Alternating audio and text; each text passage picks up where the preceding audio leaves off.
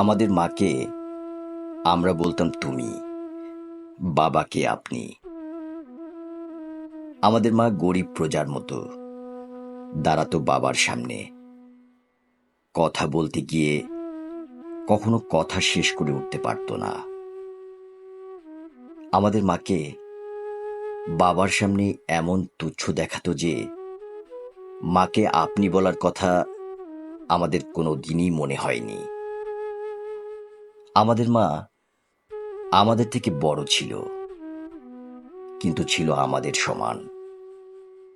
আমাদের মা ছিল আমাদের শ্রেণীর, আমাদের বর্ণের, আমাদের গোত্রের। বাবা ছিলেন অনেকটা আল্লাহর মতো। তার জ্যোতি দেখলে আমরা সেজদা দিতাম। বাবা ছিলেন অনেকটা সিংহের মতো। তার গর্জনে আমরা কাঁপতে থাকতাম। বাবা ছিলেন অনেকটা আড়িয়াল বিলের প্রচণ্ড চিলের মতো। তার ছায়া দেখলেই মুরগির বাচ্চার মতো আমরা মায়ের ডানার নিচে লুকিয়ে পড়তাম।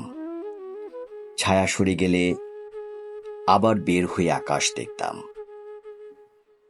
আমাদের মা ছিল অশ্রুবিন্দু, দিনরাত টলমল করত। আমাদের মা ছিল বনফুলের পাপড়ি, সারাদিন ঝরে ঝরে পড়ত। আমাদের মা ছিল ধান ক্ষেত, সোনা হয়ে দিকে দিকে বিছিয়ে থাকত। আমাদের মা ছিল দুধ ভাত, তিনবেলা আমাদের পাতে ঘন হয়ে থাকত। আমাদের মা ছিল ছোট্ট পুকুর, আমরা তাতে দিনরাত সাঁতার কাটতাম। আমাদের মার কোনো ব্যক্তিগত জীবন ছিল কিনা আমরা জানি না। আমাদের মাকে আমি কখনো বাবার বাহুতে দেখিনি।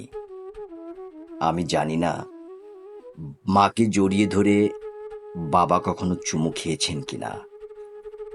চুমু খেলে তার ঠোঁট ওরকম শুকনো থাকতো না। আমরা ছোট্ট ছিলাম, কিন্তু বছর বছর আমরা বড় হতে থাকি। আমাদের মা বড় ছিল, কিন্তু বছর বছর মা ছোট হতে থাকে। ষষ্ঠ শ্রেণীতে পড়ার সময়ও আমি ভয় পেয়ে মাকে জড়িয়ে ধরতাম। সপ্তম শ্রেণীতে ওঠার পর ভয় পেয়ে মা একদিন আমাকে জড়িয়ে ধরে। আমাদের মা দিন দিন ছোট হতে থাকে। আমাদের মা দিন দিন ভয় পেতে থাকে।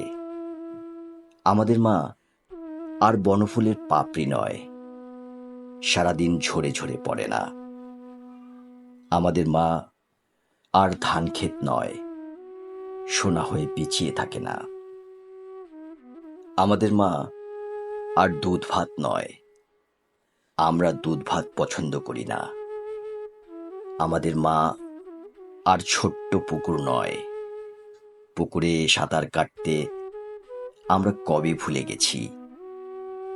কিন্তু আমাদের মা আজও অশ্রুবিন্দু। গ্রাম থেকে নগর পর্যন্ত আমাদের মা আজও টলমল করে।